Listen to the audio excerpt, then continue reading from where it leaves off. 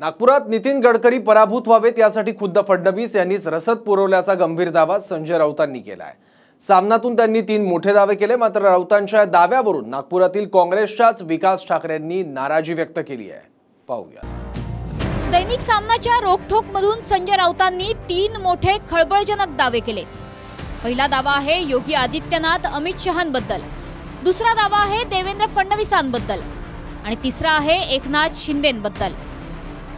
नागपुरात गडकरी पराभूत व्हावेत यासाठी भाजपनंच यंत्रणा राबवल्याचा मोठा आरोप राऊतांनी केलाय।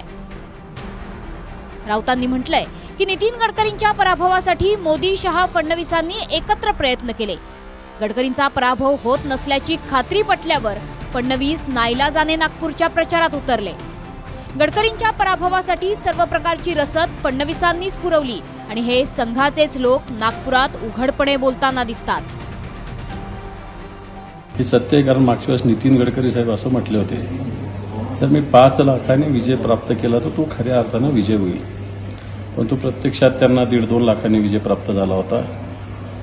आणि यावेळेसही अशीच परिस्थिती वेगवेगळ्या राजकीय पद्धतीनं ज्या बऱ्याच भारतीय जनता पार्टीच्या नियंत्रणात असतात याच्यावर नियंत्रण न ठेवता त्यांनी नितीन गडकरींच्या विरोधात कशा पद्धतीनं काम करावं अशाच पद्धतीनं या यंत्रणांना एका अर्थानं निर्देश दिल्याचं लक्षात येतं।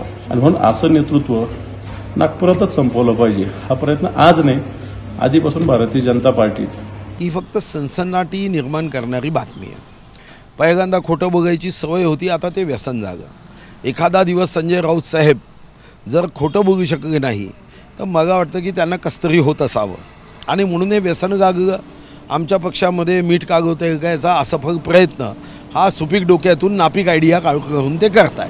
संजय राऊत स्वतः संघ स्वयंसेवक असेल आणि त्यांच्या कुटुंबात चर्चा झाली असेल तर मला माहीत नाही। जे गडकरी साहेबांना माहीत नाही ते त्यांना माहिती आहे की त्यांनी रसद पुरवली, हे गडकरींना माहीत नाही, त्यांना माहिती आहे। आता जीप दिली आहे म्हणून काहीही बोललंच पाहिजे असं काही योग्य नाही आहे। हे संपूर्ण नागपूरला माहीत आहे की माननीय नितीन गडकरी यांना हरवण्यासाठी ते पराजय त्यांचा झाला पाहिजे, याच्यासाठी त्यांच्याच पक्षाच्या लोकांनी काम केलं। सर्व नागपूरमध्ये चर्चा आहे। संजय राऊतांनी जे सांगितलं ते 100% खरी गोष्ट आहे। नितीन गडकरी पराभूत झाले पाहिजे याच्यासाठी काँग्रेस आणि यांनी तर आम्ही काम केलं सर्वांनी, पण आमच्यापेक्षासुद्धा 2 पावलं पुढं त्यांच्याच पक्षाचे काही जे देवेंद्र फडणवीस यांचे कार्यकर्ते होते ते होते। एका अर्थानं त्यांना रसद पुरवण्यात आली की देवेंद्र फडणवीस पडले पाहिजे, ही रसद भारतीय जनता पार्टीच पुरवली। त्याचं डोकं तपासावं लागेल मला वाटतं राऊतांचं, आता तेवढंच बाकी राहिलेलं आहे। आता निकालानंतर त्यांना ॲडव्हर्टाइज करावं लागेल। मात्र राऊतांच्या या दाव्यामुळे महाविकास आघाडीत गडकरींविरोधात लढलेले काँग्रेसचे विकास ठाकरे सुद्धा आक्रमक झाले। संजय राऊत जे काही बोलतात त्यांनी पुराव्यानिशी बोलावे, फुकट वायफळ बडबड करून प्रसिद्धीसाठी बोलावं असं मला वाटत नाही। काँग्रेस नागपुरात सक्षम आहे, 13 वेळा काँग्रेस आली आहे आणि मी काय आताच्या राजनीतीमध्ये नाही आहे। माझे 25 वर्षे या नागपूर शहराच्या गल्लीत गेले आहे आणि जनतेचं काम केलं आहे। तुम्ही महाविकास आघाडीमध्ये आले कशाला? गडकरीसोबत दुसरा पक्ष काढून महाविकास आघाडी करायची होती।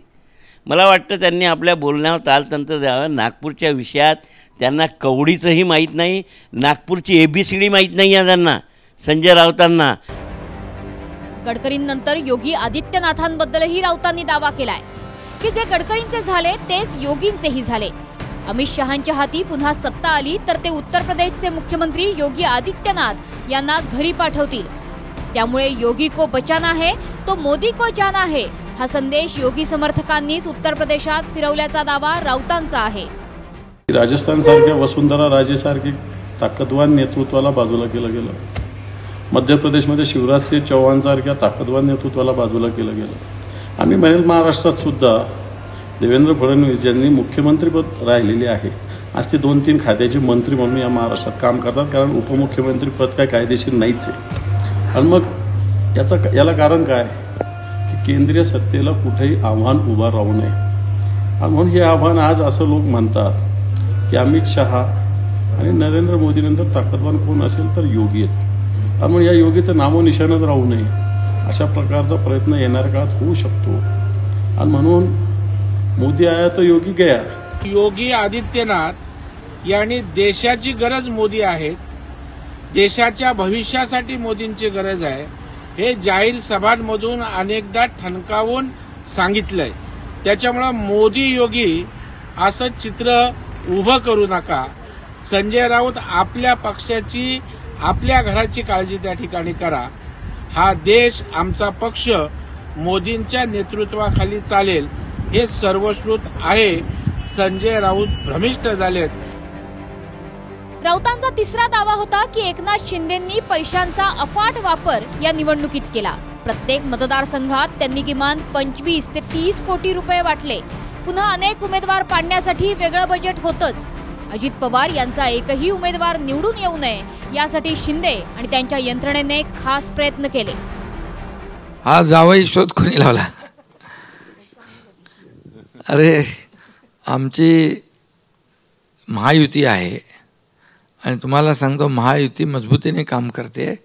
निवडणुकांचा रिझल्ट 4 तारखेला येईल तेव्हा कळेल सगळ्यांना, दूध का दूध, पाणी का पाणी. एकनाथ शिंदेनी तर खूप पैसे वाटलं. ते हेलिकॉप्टर पैसे घेऊनच फिरत होतं ना त्यांचं. ते उदय सामंत नावाचे जे कॅबिनेट मंत्री आहे त्यांच्यावर फक्त पैसे नेण्याची आणि आणण्याची जबाबदारी होती. ते हेलिकॉप्टर गंभीर आरोप करताय मुख्यमंत्र्यांना. मग गंभीर आरोप काय, त्यात खरंच आहे. आता आमच्या बुलढाणा मतदारसंघात सुद्धा शेकडो कोटी रुपये त्यांनी वाटले. हेलिकॉप्टरनं पैसे आणले मुख्यमंत्री. मग हेलिकॉप्टर त्यांचं पैसे घेऊनच फिरत होतं ना. आता गाडीनं तर पैसे आणू शकत नाही, म्हणून त्यांचे जे काही हेलिकॉप्टर फिरत होते ते पैसे घेऊनच फिरत होते.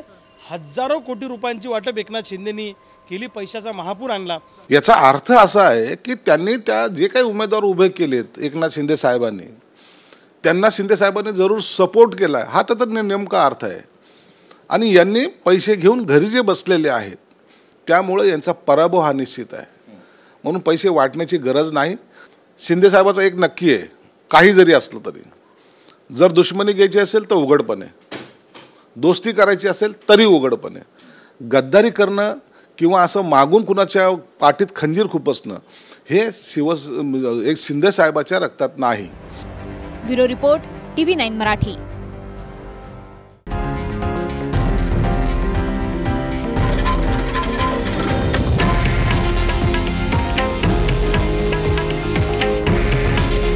हे आहे देशातील नंबर 1 न्यूज नेटवर्क आणि आपण पाहत आहात TV9 मराठी. काळजी तुमची, हित महाराष्ट्राचं.